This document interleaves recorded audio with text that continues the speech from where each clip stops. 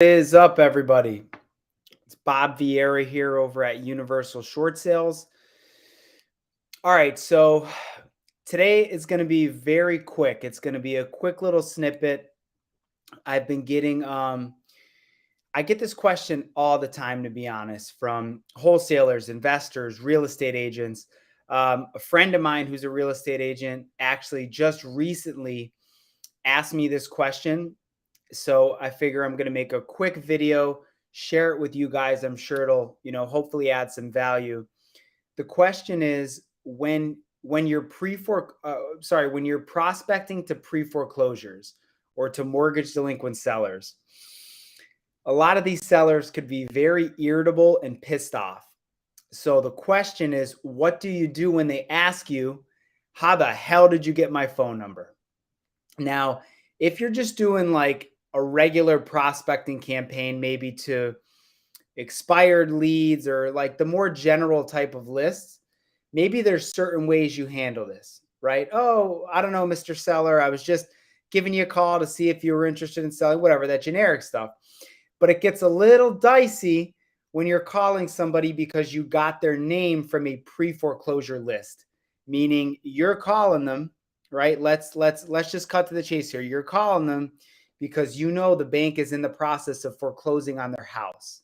All right? So it just makes it an awkward situation when they ask you. So what I do, so actually this is very important to say. What I talk about all the time is when you're prospecting to pre-foreclosure list motivated sellers, I would highly suggest, I always say this, don't use a hardline script. What does a hardline script mean?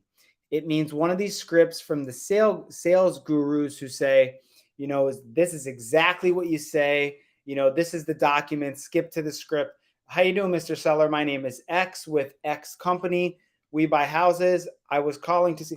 Like, it's very, very mechanical. It's very robotic.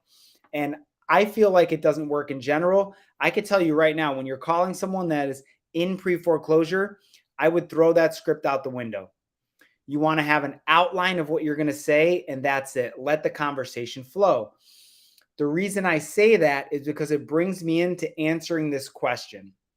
If you're using a hardline script and you're calling pre-foreclosures and the seller answers the phone and asks, how did you get my number? And the tone is always almost pissed off and irritated, right? In this situation, if you're using a hardline sales script that you're going off of, I could tell you right now, that's not going to be on the script, okay? It's going to throw you off. You're going to stumble and mumble, and the call is just going to get destroyed. So this is what you do. When they ask you that question, ready? This is crazy. Be honest. Tell them how you got it. Whenever I'm faced with that, if I make a phone call, and the person says, how did you get my number? And it's a pre-foreclosure list.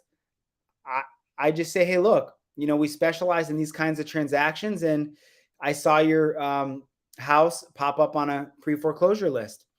Figured I'd give you a shout, see if we could help. You would be amazed at how often the homeowner just appreciates how genuine you're being and how transparent you're being. Okay? Be honest when you're calling these lists.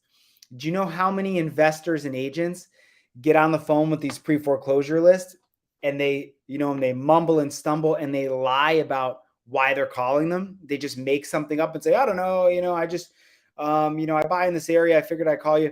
They know you're lying. They know it's complete bullshit. They know most of the time that they're on a pre-foreclosure list. So you as the investor, and as crazy as this sounds, guys, I have gotten deals. I have locked up deals for the simple fact that I started off the conversation with transparency. They asked me how I got their name, what, this and that. Why would I call them? Like, they want to try to put you on the spot. And I was just honest with them. I saw your property came up on a pre-foreclosure list, and I specialize in helping people in these types of situations. Figured it couldn't hurt to give you a call. Saying something along those lines and just being real with people, just being honest, transparent, and just, conversational. that alone will get you the deal, because guess what? The last 10 investors, your competition, the last 10 investors that called this homeowner on the pre-foreclosure list bullshitted their way out of that question when they were asked.